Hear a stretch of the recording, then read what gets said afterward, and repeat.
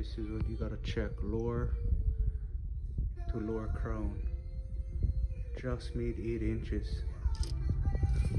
And the 29er fork comes with a drop crown. With the flat crown, no way you'd get it travel. And you just gotta touch that edge with a grinder, but the crowns actually didn't hit, but I just ground them a little bit just in case.